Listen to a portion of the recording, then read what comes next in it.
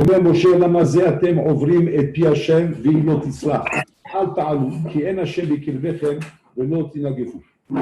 Là, Moshe Rabbeinu se trouve devant les bénis Israël lorsque les Mérakim sont venus et qu'ils ont commencé à mettre la pagaille dans Am Israël.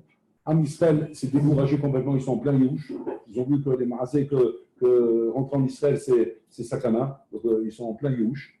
Et donc Moshe Rabbeinu, il transmet le message d'Hachem, il leur dit que ça y est, maintenant à Sipour, vous ne rentrez pas en Israël, vous ne voulez pas rentrer, vous ne rentrez pas, pas de problème, vous resterez ici. Et là, les bénis Israël ont paniqué. Là, ils ont paniqué. Et là, d'un coup, ils ont réagi à l'envers. Et là, d'un coup, ils ont dit non, on veut. Ils ont commencé à se préparer, à préparer des soldats et des armées, tout ça, pour aller rentrer en Israël. Et là, Moshe Rabbeinu les arrête tout de suite. Il leur dit là, matem rovrim et Hachem. Pourquoi vous allez contre la volonté d'Hachem? Hachem, il a dit maintenant que vous ne rentrez pas. Pourquoi maintenant vous voulez rentrer? Avant, il vous a dit de rentrer, vous ne vouliez pas. Maintenant, vous voulez, Hachem ne veut pas. L'autre islam, vous n'allez pas réussir. Un talou, qui est Hachem de Kebechem Telakfou. Là, il a dit Moshe Rabbeinu que dans un cas comme ça, c'est pas possible, vous ne pouvez pas réussir. C'est quoi le message que Moshe Rabbeinu est en train de leur dire? Allez, moi aussi, bazor betchouva. Ils veulent faire tchouva. Un bonhomme, c'est quoi la tchouva? La tchouva, c'est qu'un bonhomme, maintenant, il n'a pas compris une chose.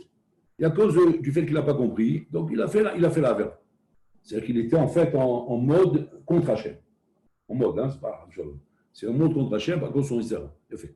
Maintenant, on lui a parlé, on lui a expliqué, il a compris le bonhomme. Il a compris et maintenant, effectivement, il veut faire tchouva. Maintenant, comment il a compris? Il a compris parce qu'une fois, un rabbin l'a attrapé. Il a dit, sache une chose. Au stade où tu es arrivé, Hachem veut plus de toi. Comme ça, le rabbin a dit. Bon, c'est un coup de poker, c'est plus tout doux. Parler comme ça avec quelqu'un, c'est plus tout doux. Mais le rabbin, il a parlé comme ça. Il a dit, Hachem veut plus de toi. C'est fini. Il marre. Tu as tout cassé. Il n'y a plus d'espoir, il n'y a plus rien à faire. Alors maintenant, le bonhomme, bon, Hachem, il ne s'est pas laissé briser. Ouais, et il a, a priori, bien réagi.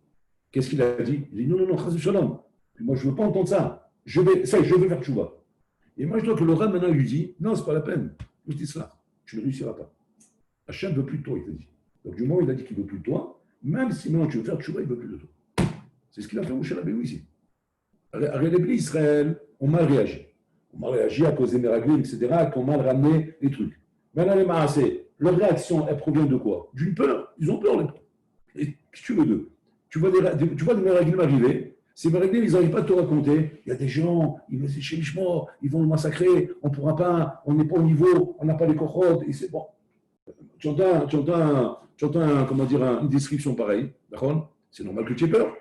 Et par rapport à cette peur, ils se sont mis à pleurer, à s'affliger, à commencer à dire ouais, qu'est-ce qu'on a fait, pourquoi on est venu ici, Bon, tu peux juger les casse-routes, de dire attends, mais il ne faut pas complètement les accabler. C'est normal que quand on te raconte un truc comme ça décourage, ça brise, et qu'en fait, ce n'est pas vraiment de leur faute, c'est la faute des Meraglim. Donc pourquoi les briser?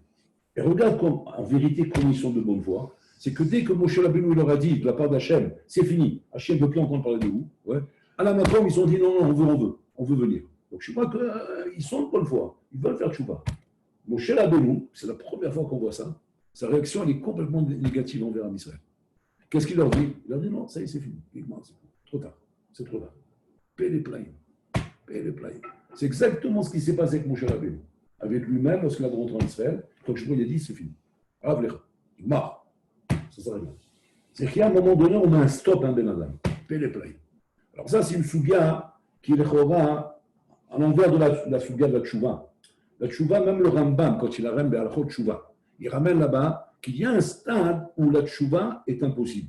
Il dit là-bas, c'est quoi? C'est le stade de Paro. C'est la maladie de Paro. Quand un homme il a la maladie de Paro, là-bas, il dit la tchouva est impossible. Pourquoi? Makshe Klibo. Makshe Klibo, c'est-à-dire c'est un bonhomme têtu qui ne veut pas faire tchouva. Il ne veut pas. Le Rambam, il dit voilà, ça c'est le spécimen du bonhomme, que la tchouva, elle est inaccessible pour lui. Inaccessible pas dans le sens où elle est dure, dans le sens où on ne le laisse pas faire tchouva. Comme c'est marqué là-bas, que Hachem, à la fin, c'est lui qui était Makshe Klibo chez le bonhomme. Et donc on ne laisse pas faire tchouva. Donc si on ne laisse pas un bonhomme faire tchouva, c'est mort. Alors le Rambam, il fait peur quand il parle comme ça. Parce que tu dis quoi? Il y a un cas où on nous ferme la porte.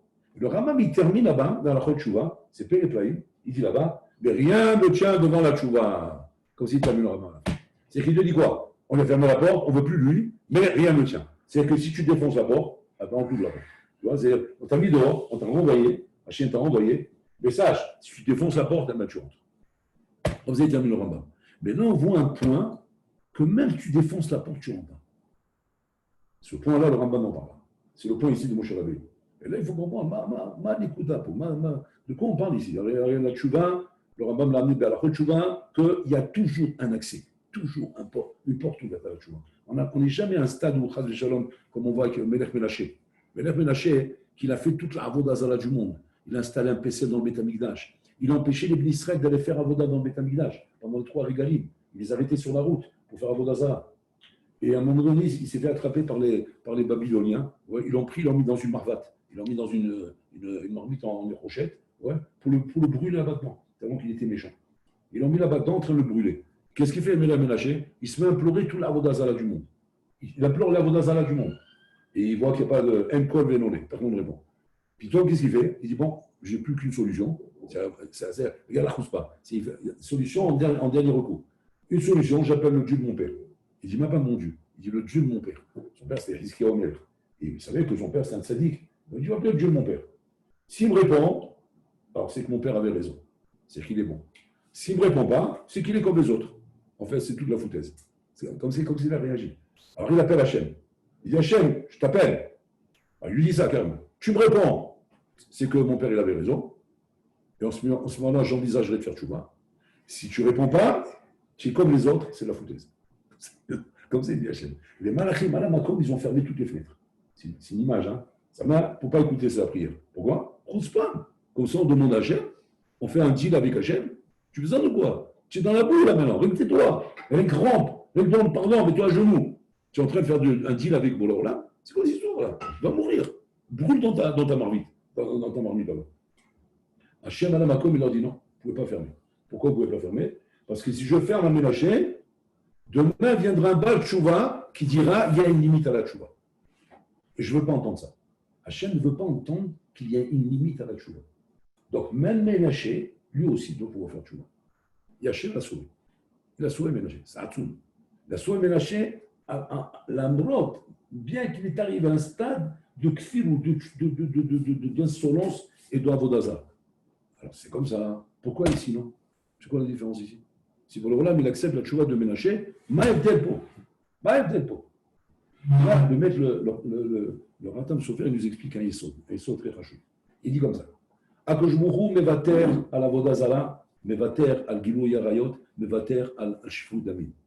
Il n'a pas pris ça, ces 3 véros. Ces 3 véros sont les 3 véros les plus rabours, sur lesquels c'est marqué, il y a Arek Valiavo. Donc c'est bon, hein, il y a un véro genre capital. C'est marqué là-bas, Hachem mevater. Makama mevater. Pas mevater, genre, fais ce que tu veux. Mevater, comme on a, mais Kabel Chouva. Il est Kabel Chouva d'un bonhomme qui a pu faire ça. Un bonhomme, il a assassiné quelqu'un dans sa vie, Hachem il kabel la Chouva chez lui. Un bonhomme a fait un adultère dans sa vie, Hachem il kabel la Chouva chez lui. Un homme a fait Avodazara dans sa vie, Hachem il kabel la Chouva. Il dit, là-bas, ils disent comme ça, vous savez, Aval Hachem lo mekabel Chouva, Shem mevatel limutora. Lo mekabel Chouva, Shem mevatel limutora. Celui qui est mevatel limutora, aime Chouva le bitul Torah. Ah, maïniam. Pourquoi l'Imutora, il aurait une choumra aussi grande que celle-là, si jamais tu me dis que Hachem est prêt à pardonner Gilou Yarayot, Shfichou Damim, Avodah Zara, sur lequel c'est marqué Yarek Valiavor. Mais tout Torah, c'est pas marqué Yarek Valiavor. C'est pas marqué que si maintenant il vient un bonhomme, il te menace, il dit je te tue si tu dis la Torah. Donc si tu ne dis pas, sinon je te tue. Qu'est-ce que tu fais là?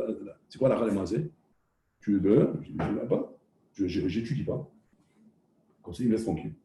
Alors que dans Vodaza avec le Froulet, tu te tues là-bas. Donc qu'est-ce que tu vois de là? Que les Chaora, c'est plus Ramo que le Torah. Alors pourquoi, quand tu parles maintenant de pardonner, putain, tu me dis qu'Hachem pardonne partout de faire la tchouva, mais il ne pardonne pas les boutons. Bitul Torah, Hachem ne pardonne pas. Et là-bas, il ramène Rabbi Shimon Bar Yochai, que pourquoi il ne pardonne pas Bitul Torah? Il dit parce que c'est Ivut Shelo Yochal Yitrom. C'est un truc que tu ne peux pas réparer. Comment? Parce qu'en fait, l'Imut Torah, bon ben, on va dire que le bonhomme, par exemple, il n'a pas étudié pendant une semaine. Ouais. Et maintenant, il a fait tchouva.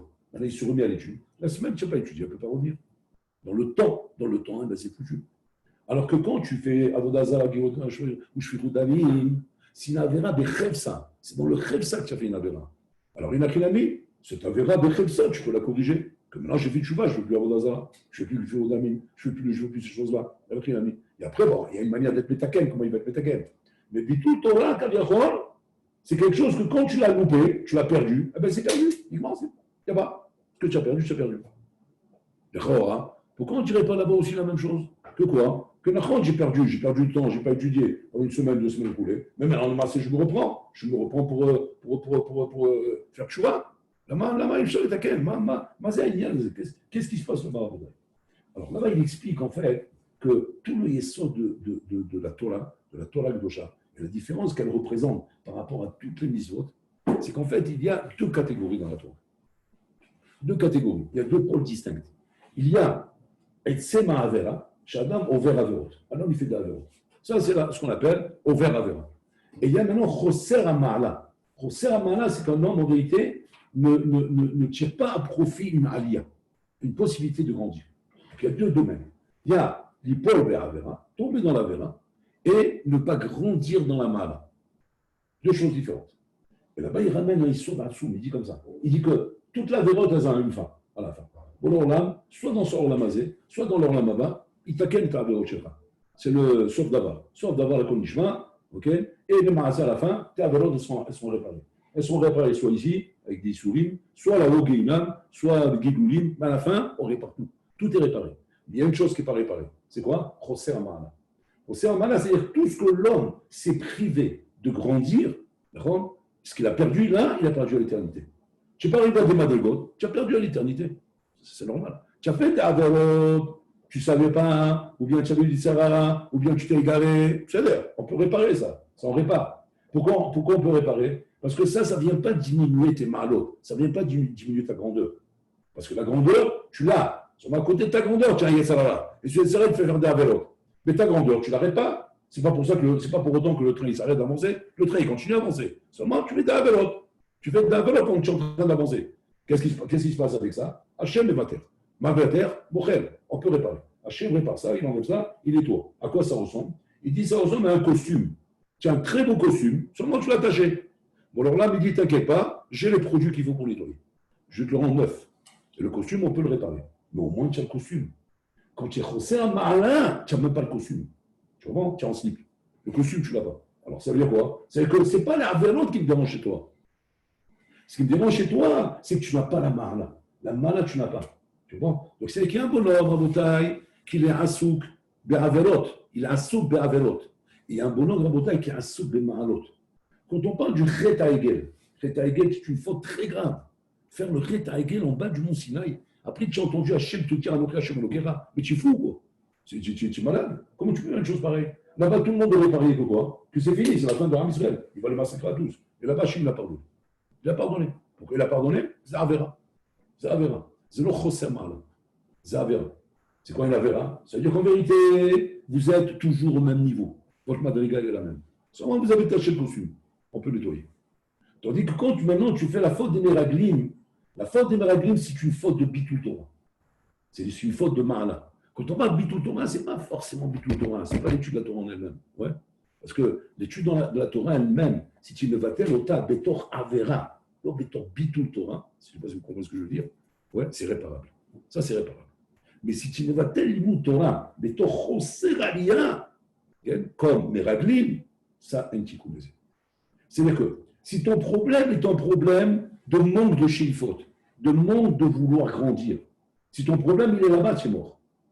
Si ton problème il est que tu as un diable, tu as du Yetzirah que tu vas faire, tu as un kelev à l'intérieur de toi-même, ça c'est des choses qu'on peut réparer. Parce que pour l'homme dit, je sais très bien que l'homme il est comme ça. L'homme il est comme ça, il a des tentations, il a des ta'avot, il a des nyanim, c'est Adam, c'est Adam. Bon, l'homme, pour ça, avant de créer le monde, il a créé la tchouba. Pourquoi il a créé la tchouba? Parce qu'il sait très bien qu'il ne peut pas venir à Shem Kaviachor, ouais, reprocher à l'homme pourquoi tu es un homme. Il ne peut pas lui dire pourquoi tu n'es pas un malach. Parce que tu vas lui dire j'aurais bien voulu, mais tu ne m'as pas créé un malach. Tu m'as créé un homme. C'est quoi la différence entre l'homme et le malach? L'homme, il a des attirances, il a des ta'avot, il a des inanimes. Tu ne peux pas dire à l'homme, mais je ne comprends pas, mais pourquoi tu es attiré par les femmes? Pourquoi tu es attiré par des bêtises? Pourquoi tu es attiré par ça? Qu'est-ce que tu ne peux pas te calmer? Ça, c'est naturel en moi. C'est pas moi qui ai été le créé, c'est pas moi qui ai été le fabriqué, c'est naturel en moi. En tout cas, c'est vrai que je te donne la Torah pour t'aider à travailler là-dessus. Et tu dois travailler sur toi. D'accord? Mais par contre, là où tu vas vraiment être en porte-à-faux, c'est quand maintenant, Bichlal, tu vas faire disparaître de chez toi le Bakashata Aliyah.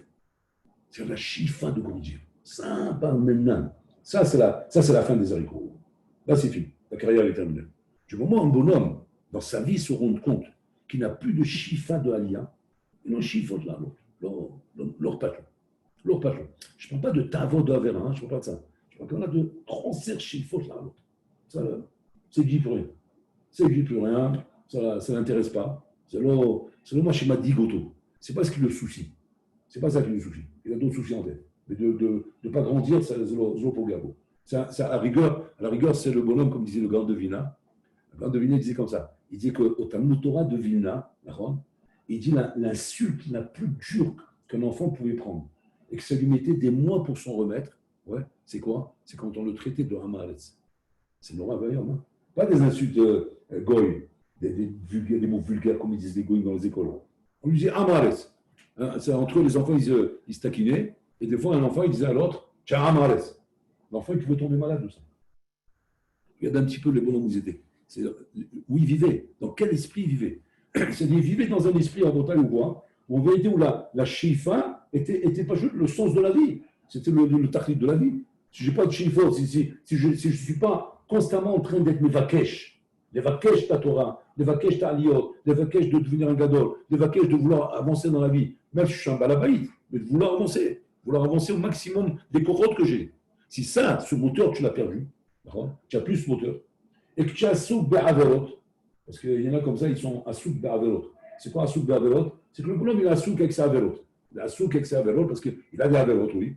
Et donc, il a rendu sa avodat Hashem et sec chez l'averot. Il a oublié que l'avodat Hashem, c'est un sec d'Aliyah. Et que d'Aliyah, ça dit, nous fait vekam. Mais il est sadique, nous fait vekam. Mais il est sadique. Mais il n'y a pas sadique, nous fait vekam. Parce que tu n'es pas sadique. Même si tu nous fais vekam, ça ne veut rien dire. Ça nous fait vekam sans costume. Tu comprends ce que ça veut dire? Tu n'as plus de costume. Alors, il nous fait vekam. Tu dis, attends, mais j'arrive. Non, mais j'arrive. De toute façon, tu ne peux pas rentrer dans la salle. Tu n'as pas de costume. Il faut le costume d'abord. Et que même ce costume se salit par rapport à des iridotes, des néphilotes, des chutes que tu as, tu es au moins dans le train. Tu es dans l'autre, tu es dans le trajet. Tu es dans le derrière. Et ce derrière, plus ou moins, même si c'est moins que plus, à la fin, tu aboutiras. À la fin, c'est la main à la matara. Pourquoi? Parce que tu as cette shiva. C'est-à-dire cette shiva, en bataille, est nécessaire, et c'est ça la mort du Yehudi. La mort du Yehudi, en bataille, à qui on a donné la Torah. Quand Hachim a donné la Torah en Israël, la Tarna qu'ils avaient les Malachim, c'est celle-là. C'est de dire, mais un homme n'a pas les chiffres pour cette Torah. Bon, alors là, tu donnes un truc qui est complètement démesuré pour eux. Il n'y a même pas de comparaison. Tu donnes une Torah à un homme qui est avec des tavots de steak, des tavots de promenade, des tavots d'argent, des tavots de femmes, des tavots de ça. Leur tête, elle n'est pas là-bas avec là. Ta Torah doit rester Bamarom, avec les Malachim, qu'eux, ils ont des chiffres. Mais l'homme n'a pas de chiffres, donc là. C'est ça le problème qu'ils avaient les Malachim. Les Malachim n'avaient pas de problème avec les Averot ou pas, ou la Bechira que l'homme il a. Ils avaient un problème, pas juste que l'homme n'a pas de chiffre. Et sans chiffre, tu ne peux pas imaginer que ta Torah va lui servir à quelque chose. À quoi sert de donner la Torah à quelqu'un, oui, si elle n'est juste qu'un livre, qu'un guide, Rabotai, pour l'aider à ne pas faire d'Averot? Il n'y a pas besoin de ça, il n'y a pas besoin de Torah. À ce moment-là, reste à la Sheva Mizot, ouais, et dit voilà, ça il faut faire attention. Et commence à traiter ça avec genre des serments, des trucs comme ça. Mais la Torah, elle n'est pas simplement un remède pour ne pas tomber dans les Tzarara. Mais c'est marqué, Balatile Sarara, Balatilo Torah Tavlin. Ouais, j'écris la Torah Tavlin. Mais regardez comment c'est marqué. Balatilo Torah Tavlin. Tavlin, il dira Israël Salinter, pourquoi il n'a pas dit Balatilo Torah Refoua? Tavlin, ce n'est pas Refoua. Tavlin, c'est les épices. On ne comprend pas la phrase. J'ai créé les Tzara et j'ai créé les épices de la Torah. Je vais dire, attends, donc c'est le steak et ça, c'est les épices. Donc en fait, il faut manger le steak. Alors c'est quoi le steak? Il dit en vérité comme ça. Il dit, parce que j'ai créé les épices, c'est-à-dire quoi? C'est-à-dire que quand maintenant il a mis, tu auras le bassa, tu auras la viande, ouais, et que maintenant je vais te donner maintenant les épices, tu vas trouver tellement que la viande est bonne que les Sarah ne t'intéressent plus.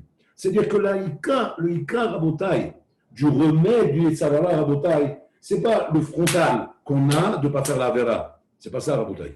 Ça, tu peux monter et descendre, tu peux avoir des idiotes, ça c'est vrai.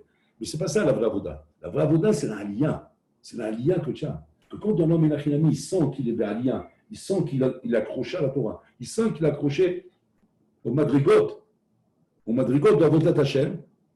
Ça, c'est le Ikar Rabotai qui l'amène à ne pas fauter. C'est ça la vraie raison de ne pas fauter Rabotai. La vraie raison de ne pas fauter, c'est pas stable le fait de ne pas faire de la vélo. Parce que ça, à la rigueur, quand un bonhomme Rabotai est Choser Aliyah, émet leur patelot de fauter. Leur patelot. Il s'en fiche en fait. Il s'en fiche au fond de lui. Il a juste un peu de conscience parce qu'on le conditionne, le bonhomme. On le conditionne tellement que la conscience, elle fonctionne.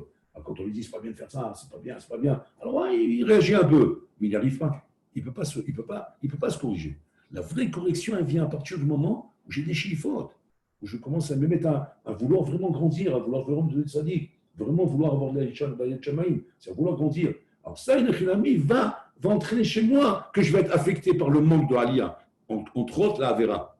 Mais pas que la Avera soit le écart de mon souci dans la vie. La Avera ne peut pas être le écart de ton souci. Tu as un souci beaucoup plus grand que ça. C'est le problème de ne pas monter, de ne pas avoir de chiffres. Ça, c'est la Nikuda Ikarit, c'est la Nikuda Ikarit qu'on souffre aujourd'hui dans Yeridat Adorot. Le Yeridat Adorot à Botaï ne provient pas du fait qu'on voit plus de Averot. Ce n'est pas un problème, ça. Des Averot, il y en a toujours eu, dans toutes les générations. D'une manière différente, mais il y en a toujours eu. Le Ikar à Botaï qui fait peur aujourd'hui, c'est le Choser Shifot. Choser Shifot, le manque de Shifot, de devenir un grand homme, de devenir un tzaddik, de devenir un Yereshamaim. C'est ça la Nekuda Ikarit. On dit qu'Hachem, tous les jours, il pleure pour deux personnes. Amishe Rotzelinmod Venolomed, pardon, Amishe Acholinmod Venolomed, Amishe No Yacholinmod Velomed. Tous les jours, il pleure pour ces deux personnes. Alors, vous connaissez la question là-bas. Tout le monde dit non, Bishlama, qu'Hachem, il pleure pour celui qui ne peut pas étudier, qui ne peut pas étudier, qui l'étudie. Non, excuse-moi. Pour celui qui peut étudier, qui n'étudie pas. Tu comprends? Il y a de quoi pleurer. Il peut étudier, il n'étudie pas. Ah, ça fait pleurer. C'est une musquette, c'est un gâchis. Un homme, il a le potentiel, il a les capacités, il ne les exploite pas. Ça, c'est grave. Mais pourquoi Hachem, il pleure pour le bonhomme qui ne peut pas étudier et qui étudie? Pourquoi il pleure pour lui? La mort bourréa, là. Vous savez pourquoi? Parce qu'en vérité, il ne peut pas étudier, il étudie. C'est-à-dire qu'un homme qui ne peut pas étudier et qui étudie, c'est-à-dire qu'il étudie Bimsirut Nefesh alors qu'il ne peut pas étudier, c'est-à-dire qu'il étudie sans chiffot. C'est ça un bouteille. Étudier sans chiffot, maintenant, ça fait pleurer. Pourquoi ça fait pleurer? Parce qu'il arrivera nulle part. Il arrivera nulle part, malheureusement. C'est nous réveillons, en vrai. Un homme qui se force à étudier, alors qu'il ne peut pas étudier. Il ne peut pas étudier parce qu'il n'a pas de chiffot. Il n'a pas envie. Il se force quand même. Pour la kavod. C'est pas qu'il aura un strap pour ça, ouais. Mais il arrivera nulle part. C'est une mitzvot en bouteille. C'est une mitzvot que tu ne peux pas arriver quelque part si tu n'es pas une locomotive. Si tu es juste un wagon où il faut te tirer pour avancer, d'accord? Eh bien, tira, là on t'a tiré. Ben là on arrête de te tirer, ben tu t'arrêtes. C'est ça le manque de chiffre en bouteille. Le manque de chiffre, c'est que tu es un wagon, tu n'es pas une locomotive. Une locomotive, elle n'a pas besoin de toi. Elle avance. Elle avance tant que tu la laisses avancer, elle avance. Tant que tu ouvres la route devant elle, continue, elle ne s'arrête pas. Ça ne s'arrête pas la chifa. Et là où elle s'arrête la chifa, eh ben, il devient fou le bonhomme. Il commence à s'exciter. Il ne comprend pas ce qui se passe. Pourquoi on m'arrête? Qu'est-ce qui se passe? Je ne peux pas m'arrêter, on ne peut pas m'arrêter. Le bonhomme, il est constamment dans un matzah de Mevakesh. Et là, automatiquement, il peut arriver à monter. C'est une Shela Tsuma qu'on demande sur l'histoire de Rabbi Eliezer ben Orkelos. Rabbi Eliezer ben Orkelos, vous connaissez son sipour. Ouais, c'est le fils d'Orkelos. Le fils de ce Romain, là, de ce mouchoir là-bas qui n'a pas coulé, qui avait plusieurs enfants. Un de ses enfants, c'est Eliezer. Eliezer ben Orkelos. Orkelos, c'est celui qui a fait le Targum là-bas coulé, qui est le maître de la Rabbi Akiva. C'est le maître un Nak Sheba Anakim. Et Rabbi Eliezer ben Orkelos, il était chez son père et il voyait qu'il n'avait pas de coup à rien. Alors son père, il le faisait travailler dans les champs. Il était très riche, il avait des champs. Alors, il ne comprenait pas qu'est-ce qu'il a. Qu'est-ce que tu as, Eliezer? Il y a tes frères, ils sont heureux. Il dit ça, c'est ton patrimoine. C'était bien. Tu travailles pour tes terrains. C'est à toi, ça. Demain, il va mourir là. Oh, c'est à vous, tout ça. C'est votre héritage. Tu travailles pour tes biens. C'est comme si un père fait travailler son fils dans ses affaires et que le père lui fait comprendre que tu n'es pas un employé ici. C'est toi le patron. Simplement, tant que je suis vivant, ben, c'est moi qui est en avant. Demain, c'est toi. Donc, c'est pour toi, tout ça. Pourquoi ça t'angoisse? Pourquoi tu ne veux pas? Si tu es employé, tu veux dire, je me tue, pourquoi? C'est même pas pour moi, tout ça. Alors, moi, j'en fais, que je me porte. Ça, c'est la devise des employés. Mais quand tu es un patron, ou un futur patron, ben, au contraire, Alva, il profite de faire avancer la machine au maximum tant que ton père est vivant. Ouais. Après 120 ans, la machine elle est bien lancée, c'est toi qui bénéficies de tout ça. C'est qu'il ne comprenait pas aucun lance, il ne comprenait pas ma je rien. Et qu'est-ce qu'il a fait? Alors il a dit peut-être parce que tu travailles en montagne, et la charrue en montagne c'est très pénible. Qu'est-ce qu'il a fait? Il a mis Bémichor. Bémichor c'est droit, sur du droit, genre, tranquille quoi. C'est genre, c'est un petit voilier comme ça, une petite brise comme ça, avec le truc, le bœuf qui tire devant, lui il s'amuse, ouais, comme du surf. Maintenant il voit, non, il ne se calme pas, il est toujours angoissé. Alors il dit attends, mais il y a un problème, dis-moi ce qui se passe avec toi. Jusqu'à qu'il a aussi dit à son père. Il avait très peur de dire ça à son père. Il a dit Eni rotse et la Torah bilvad. Je veux que la Torah. C'est un goy. Son père dit t'es fou? Quelle Torah? C'est pas comme ça que ça marche. C'est très compliqué. Cette Torah est inaccessible. C'est inaccessible. En quel âge il savait ça? Il dit c'est pas pour toi. Au contraire, tu veux la réussite, c'est fait du mal aux Juifs.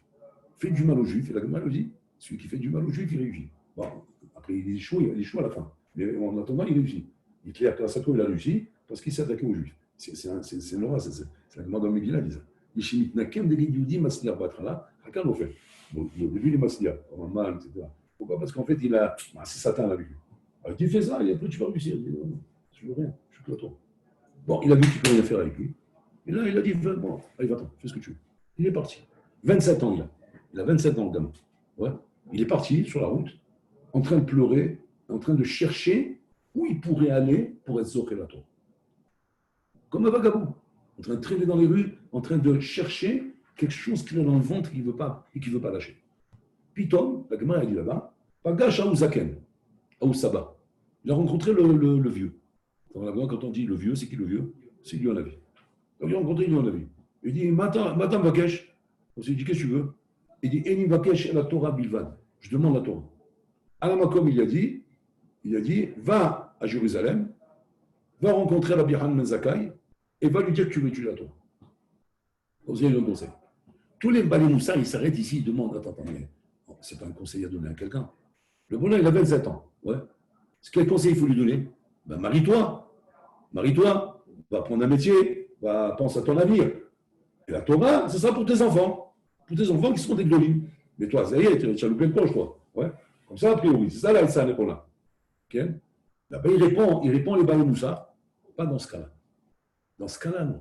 Pourquoi? Parce qu'il y en a qui disent Vakesh Torah Bilvan, à ce moment-là, il n'y a plus de limite. Comme la Bia qui va, 40 ans, il n'y a plus de limite.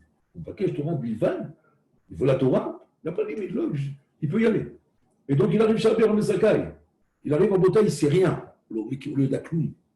Rabbi Mesakai, qu'est-ce qu'il fait? Il lui met un avers là-bas, il assoit pour commencer à faire du chumash. Il le met là-bas. Et Rabbi Lézer, il n'arrête pas de pleurer. Il pleure. Il devient fou. Il apprend à faire des Amazon, il apprend à faire des brachot, il apprend à faire des choses. Mais il n'apprend pas la Torah. Il veut étudier la Torah. Alors Rabbi Médecin, il l'attrape et il dit qu'est-ce que tu as, toi? Il dit Eni Bakesh et la Torah Bilvad.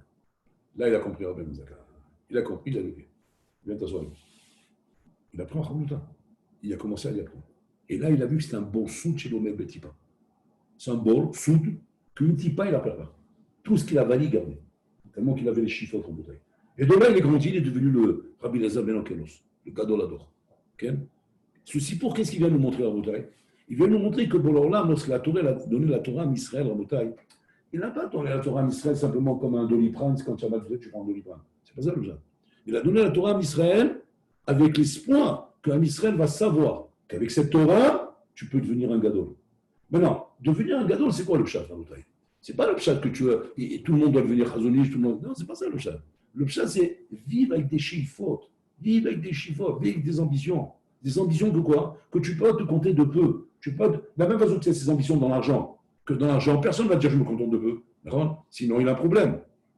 Un bonhomme qui va te dire moi, je me contente de peu. Il s'est présenté pour être directeur chez toi. Tu l'embauches? Tu vas dire va dormir, va vendre des cacahuètes à Mahaïda, c'est bon pour toi. Tu n'as pas besoin de plus de ça. Tu te contentes de peu, c'est pas pour toi ici. Lui, il croyait bien faire. Il croyait qu'il va l'aimer parce qu'il dit je me contente de peu. Dafka, il ne te veut pas. Dafka, qu'est-ce qu'il va prendre comme directeur? Un bonhomme qui vient avec des dents comme ça, fait le requin. Celui-là, il va prendre. Il va être dur à gérer. C'est un dur à gérer, mais tu rigoles, c'est un moteur. Et un bonhomme comme ça, il peut que me faire exploser la société. C'est comme ça que ça marche, à Rabotai. Hachem, c'est ce qu'il a parlé quand il est dans la Torah. Hachem a voulu des bonhommes avec des chiffres. Un bonhomme qui n'a plus de chiffres, qui n'a plus d'ambition, qui voit dommage que sa vie est devenue Rabotai une vie de métro, boulot, dodo. Dans la Torah, je parle. Hein. Dans la Torah, petite filote, Charlie, Milha, Avid, tranquille, petite vie au Torah, ou un petit CDR comme ça dans la journée. Mais uniquement c'est beau. Un bonhomme comme ça, Botaï, chimichement. Là, c'est une chose, et sur lequel Bololam il dit, un tchouva là d'abord. Il n'y a pas de tchouva, ça. Parce que si jamais tes chiffres, tu les as perdus, peu importe où tu arrives. Bololam, il ne te dit pas d'arriver là ou là ou là. Bololam, il ne t'a pas donné une destination où tu dois arriver. Ouais. Mais une chose te demande Hachem, qui est en vérité la chose nécessaire pour être un bon juif, c'est le moteur. Si tu n'as plus de moteur, tu ne peux plus rien faire. Demain, tu vas prier sans kavana, ça ne va pas te déranger. Demain, tu vas louper une fila, ça ne va pas te déranger. Demain, tu vas louper une ligne, ça ne va pas te déranger. Demain, tu vas louper ta grioute, ça ne va pas te déranger. Plus rien ne va te déranger à la fin. Mais tu sais pourquoi ça ne va pas te déranger? Parce qu'il n'y a plus de chiffre. Donc, tu ne seras plus dans la vera, tu seras à la rigueur dans la vera. La rigueur, tu seras dans la vera. Et dans la vera, de dire, ah, comment on est métaken, parce que Yom Kippur, il arrive. Et quand Yom Kippur, il arrive, tu vas être là pour répondre, Amen, Amen, Amen. On te fait gosiers là. Mais pourquoi? Parce que là-bas, il te reste la chiffre de quoi? De tes parnassa. Et la parnassa comme mélangeur, alors tu pries Amen. Ouais, mais en dehors de ça, j'en ai rien à foutre. J'en ai rien à faire de rien. C'est que tu peux prier tout seul, tu peux prier bien, tu peux ne pas étudier, ça ne te dérange pas. Ça ne te dérange pas. Tu n'es pas dérangé par le manque du moteur. Tu es dérangé juste par la vera parce que peut porter préjudice dans ta vie matérielle. C'est tout. Mais tu n'es pas dérangé par le manque du moteur. Le moteur qui soit là, ça ne te dérange pas. Et ça, c'est une chose qu'Hachem ne peut pas pardonner. Et c'est normal. Mais on comprend pourquoi. Pas parce qu'Hachem bloque la tchouva. La tchouva, elle n'est jamais bloquée. Parce qu'Hachem te dit à toi, il te dit, c'est pas que je bloque la tchouva, c'est que tu n'as même plus le moteur pour faire tchouva. C'est ça le problème. Donc en fait, c'est toi qui bloques. C'est toi qui bloques, il n'a rien mis. Tu as Avodat d'Hachem, tu as Aliyah. Sur le patron avant tout, on raconte la bataille. Le patron avant tout est un gamin qui est arrivé en Amérique à l'âge de 13 ans. Mamash, sorti de la Shoah, abandonné, sans rien. Il faut lire celui-ci, c'est un livre de folie. Il est arrivé là-bas, qu'est-ce qu'il a fait? Il a ouvert une affaire. Tout doucement, il s'est hissé comme ça, une affaire de fourrure. Il vendait des fourrures. Comme ça, là-bas, à Brooklyn, je ne sais pas quoi, à New York. Il vendait des fourrures, avec ça, il avait la parnassa. Et le bonhomme, malgré tout ce qu'il avait, son essai, sa bodin, son yanim, ouais, sur ce côté matériel, il avait des chiffres. Il avait des chiffres. Pour lui, la Torah, c'était essentiel. On n'est pas mévateur à la Torah.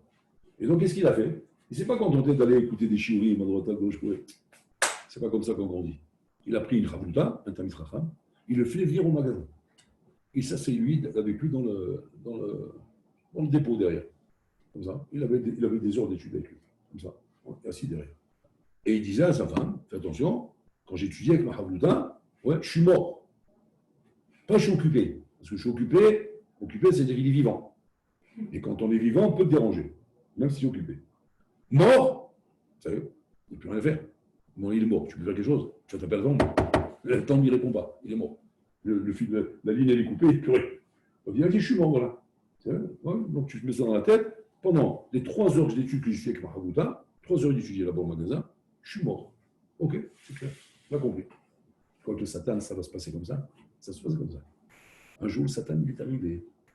Un bonhomme est arrivé, un bonhomme très lourd. Il est venu faire une commande de fourrure, mais genre, c'est un chiffre comme ça, même en rêve, il ne le fait pas. C'était une commande de Hebel. Il explose. La femme, elle a vu ça, elle est devenue folle. C'est une femme. Elle se laisse séduire. Elle dit, attends, mon mari, si jamais je lui fais cette commande, il va tout gagner. Ce n'est pas 3 heures qu'il va étudier, c'est 6 heures. Donc il va gagner 3 heures d'études encore. Elle a fait le bon calcul. Elle n'a pas fait le calcul matériel pour l'argent, parce que c'est une chétraïm. Elle a fait le calcul pour la Torah. Donc il y a quelque chose à gagner ici. Qu'est-ce qu'elle a fait? Elle a dit non, dans ce cas-là, il faut que je sois Rahama. Dans ce cas-là, il est d'accord. C'est sûr qu'il ne m'a pas parlé dans ce cas-là. Dans ce cas-là, il n'est pas mort. Oui, on va le ressusciter tout de suite. Donc voilà que je vais rentrer, il va me dire c'est OK. Elle est rentrée, elle tape à la porte. Le patron d'entre eux, il regarde comme ça, il dit oh, c'est bizarre, pourquoi elle frappe? Alors il dit bon, on continue. Il dit non, il y a un problème. Si elle frappe, c'est quelque chose de grave. Parce que tu te rappelles ce que j'ai dit? Il dit bon, j'ai dit je suis mort. Si elle frappe, c'est quelque chose de plus grave que ça. Il y a un problème là, il y a quelque chose qui est arrivé, pas maintenant. Il a commencé à avoir peur. Alors là, Macron, il s'est levé, il a ouvert parce qu'il n'avait pas. Je suis mort, donc elle ne doit pas frapper. Elle dit tout va bien. Elle dit non, tout va bien, t'inquiète pas. Alors pourquoi tu frappes? Il dit non, il y a un client là. Il dit quoi? Quel client? Il y a un client qui est arrivé, il veut faire une commande de temps, une somme phénoménale. Somme phénoménale, tu refais. qui refait. C'est pas 3 heures que tu vas étudier, c'est 6 heures. Le bonhomme, il prend sa femme, il dit viens, rentre ici. Il dit tu sais qui c'est celui-là? Il dit non, je ne le connais pas, mais bon, il est riche, c'est le Satan. Il dit quoi? Comment ça s'appelle? Je dis c'est le Satan. Il dit mais pourquoi? Mais regarde ce qu'il propose. Il peut proposer tout l'or du monde à l'écart de m'arrêter d'étudier de 3 heures. C'est du bluff, il n'y a rien. C'est pour me faire arrêter d'étudier 3 heures. Donc il n'y a pas. Tu lui dis, si vous voulez revenir plus tard, c'est 3 heures, il n'y a pas. On ne me dérange pas. Elle est sortie, elle dit non, on ne peut pas le déranger. Il dit quoi? Il est là? Oui. Et on ne peut pas le déranger? Eh bien, il n'y a plus. Eh bien, il n'y a pas d'affaire. Il est parti. Il n'a pas cédé. Ça, c'est une locomotive en vrai. Une locomotive, c'est un bonhomme qui ne se laisse pas séduire par les tentations de la vie. Il ne se laisse pas séduire par les tavot ou les nyanim, où il y aura mieux, où il n'y aura pas mieux. Et dans leur casé. Bon, là, il a dit d'Israël, la terre d'Israël, elle est bonne pour vous. Ça, tout ça, tout le talir, c'est un talir de Sheifot. C'est tout un parcours de Sheifot. Maintenant, on est venu vous décourager avec des sipourim. Ouais, ils sont venus de Meragli. Ouais, il y a ça, il y a les géants, il y a les proulets. Si tu as des Sheifot, tu ne dois pas t'arrêter. Si tu es capable de t'arrêter parce qu'on t'a raconté des sipourim, alors qu'Hachem, il te dit qu'elle est bien la terre, c'est fini, il est mort, c'est bon, restez là. Mais Moshe Rabbeinu leur dit arrêtez. Ils veulent y aller maintenant. Ils disent non, on y va. C'est fini. Vous ne pouvez plus y aller maintenant. Maintenant, vous ne venez pas Betor Shifot, vous venez Betor Da'aga Shel Avera. Vous venez pour vous sauver de la Avera que vous avez fait. Avec ça, tu ne peux pas avancer dans la vie. On n'avance pas avec ça, Rabotai. Avec ça, on mange du couscous boulette, mais on n'avance pas avec ça, Rabotai. Ce n'est pas avec ça qu'on décolle. Pour arriver réellement avancer dans votre chaîne, il faut des Shifot. Des Shifot, ça ne veut pas dire que tu as des Shifot de Baba Salou, non. Des Shifot qui soient constamment un souci en moi de m'améliorer. Ce souci doit être comme une flamme qui doit exister en permanence chez moi, que je ne dois pas sentir mon oubli qu'elle s'est éteinte, la flamme. Comment je sens que la flamme s'est éteinte? C'est quand je sens que je m'en fiche. Ça ne me dérange pas.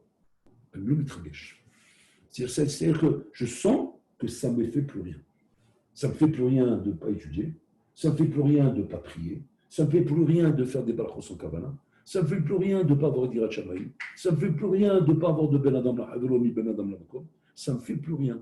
Ça ne fait plus rien, ça ne veut pas dire que tu fais un rachat. En vérité, tu es habillé en noir et blanc, tu as un plein Torah, ton chapeau et tout. Ouais. Simplement, qu'est-ce qui manque? Le regesh. Tu n'as plus le regesh, tu n'as plus le moteur.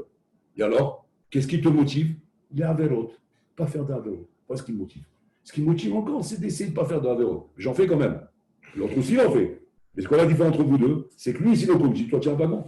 Un wagon, c'est mort. C'est mort. C'est un faux bon Adam, c'est un faux bon Torah. Ça n'a plus de vie, ce truc-là. Ce truc-là n'avance nulle part en bataille. Ce n'est plus maintenant le moteur qu'il faut pour te réparer. Un bonhomme comme ça, même si tu vas l'aider toute ta vie à le sortir d'un trou, il ne sortira pas du trou. Tu sais pourquoi? Pas parce qu'on ne peut pas sortir d'un trou. Tout le monde sort d'un trou, comme il dit Rambam. Tout le monde peut faire tchouva. Tout simplement parce que tu n'as plus le moteur. C'est ça le souci en montagne. Donc un bonhomme, maman, il doit vraiment se soucier de ça avant tout en montagne. Kodem kol, maman, kodem kol. De ne pas laisser un massacre comme ça, un balmenan, arriver à une cassure où le moteur, vraiment, il est cassé. Il faut vite réagir à montagne. Vite réagir et se rendre compte, effectivement, quand ça touche au moteur. Quand ça touche, comment dire, au pneu, bon, non, le pneu, on change. Ça touche, il n'y a plus d'essence, on met de l'essence. Ça touche à quoi? Les freins, ils sont abîmés, on arrange les freins. Mais quand ça touche au moteur, méfie-toi. T'amuses pas avec ça. Ça, arrête la voiture tout de suite. Ouais, parce que ça sent brûler, ça sent grossir. Je vois que la lampe s'allume, là, c'est le moteur. Ça, arrête-toi. Tu dis, mais comment je m'arrête? Je suis pressé. Non, ne fais pas l'idiot. Dis pas je suis pressé. Parce que pressé, tu n'avanceras plus après. Donc, arrête-toi, calme-toi, fais venir quelqu'un qui vérifie qu'est-ce qui se passe, comment on peut sauver le moteur. Parce que si le moteur est abîmé, le moteur est cassé, il gmar à Sipour. Il gmar à Sipour si le moteur est cassé. Donc, les symptômes qui montrent que ton moteur est en train de se faire atteindre, c'est quoi? C'est quand tu sens que tu n'as plus de Sheifot. Là, méfie-toi. C'est-à-dire que tu as encore à temps de réagir. Parce que le moteur, il n'était pas brûlé encore. Mais si Balmenat, ça attend trop longtemps, et tu restes trop longtemps sans Sheifot, le moteur peut brûler. Et quand le moteur il brûle, qu'est-ce qu'il te dit le garagiste? Ben, monsieur, ça y est, la voiture, elle casse. Il n'y a plus rien à faire. Changer de voiture. Elle casse. Pourquoi elle casse? Une voiture qui ne sert plus de moteur, elle ne sert plus à rien. Tu regardes la carrosserie, comme ça, tu prends le métal. Mais en dehors du moteur, il n'y a plus rien en bouteille. Et ça, c'est la Nikuda qu'on vient de dire ici. Cheta Eger à bouteille. Comment Moshe Rabbeinu il a cru qu'il pouvait intercéder auprès d'Hachem et que là, il ne le fait pas? Pourquoi? Parce qu'ils étaient en train encore de dire « Ele Elohecha Israël ». Voici ton Dieu Israël. Voyez ou pas? Vous le voyez, le moteur? Le moteur, il est là, il est pourri, mais il est là. La preuve, c'est qu'il demande, Hachem, seulement, il a rendu un Hegel. C'est une grosse erreur. Ouais, ils sont pris une tarte pour ça. Ils ont pris une tarte. Mais il y a la recherche d'un Dieu. Il y a la recherche de quelque chose. Le bonhomme, il a encore du feu dans le ventre. Vous comprenez? Il fait des avélotes, il fait des bêtises, mais il a encore quelque chose dans le ventre. Mais quand le bonhomme, il ose de se mettre à pleurer, de pleurer. Le pleurer, c'est quoi le pleur? C'est le youch. C'est le youch. Il n'y a plus rien à faire. Après ça, ça n'a plus de sens. Parce qu'après, là, quand je vous vois réagir maintenant et dire non, on va y aller. Tu sais comment on appelle ça? On appelle ça, ouais, Zana Valeta. On appelle ça la queue du lézard. Vous savez, c'est quoi la queue du lézard? La queue du lézard, amuse-toi à couper la queue d'un lézard. Tu prends un petit couteau comme ça, ouais. Tu vois maintenant, la queue, elle continue à bouger. Tu dis quoi? C'est incroyable. Bon, j'ai coupé la queue, il bouge. Comment il bouge? Pourtant, si je l'ai coupé, c'est qu'elle est découpée de la vie. C'est découpée de la vie, comment elle continue à bouger? La main, elle dit là-bas, mais falquet, c'est. Elle bouge à cause des nerfs qu'il y a là-bas. Donc, c'est-à-dire que c'est pas parce que tu vois un bonhomme bouger que ça veut dire qu'il est vivant. En fait, il est une falquesse. C'est les nerfs qui font bouger. Mais en fait, il n'y a plus de vie en bouteille. Et ça, c'est le souci qu'un homme doit avoir. Faire très attention qu'un homme ne passe pas une phase de cassure du moteur. Ça, c'est la phase la plus dangereuse. Et ça, il faut vite, vite réagir. Parce que si jamais tu laisses trop longtemps ça comme ça, maintenant, le moteur, c'est après les boulets, après, même si tu dis je veux, même mon cher Abelou, il te dit laisse tomber, c'est même pas la peine. Il est mort, il faut autre chose, les gars. Il faut qu'Hachem fasse un miracle. Si Hachem est d'accord de le faire, ça sera encore un autre 6%. Mais en tout cas, Shalom, c'est sauf à Inyani. Donc ça doit être vraiment la chose qui doit nous tenir à cœur plus que tout au monde, plus que les Averot elles-mêmes. Parce que les Averot, encore une fois, comme on a dit, Yesh Tikkun l'école d'abord. Yesh sauf l'école d'abord. Tout se répare, tout peut se corriger, tout peut se réparer. C'est des folies des fois qu'on a quand on est jeune, on prend un peu d'âge, on se calme. Et à la fin, sauf Dava, à Konishma. À la fin, on se répare. Et même si tu n'as réparé qu'à la fin, ça s'appelle comment? Tu as fait tchouva. Bon, là, on ne peut pas te rappeler ton passé. Du moment où tu as fait tchouva, on ne te rappelle plus ton passé. C'est ça qui est dans la tchouva. Même si tu as fait tchouva à la fin de ta vie. Hachem ne te rappelle plus ton passé. Mais par contre, d'avoir laissé le moteur brûler et ne pas avoir réagi, ça, chez les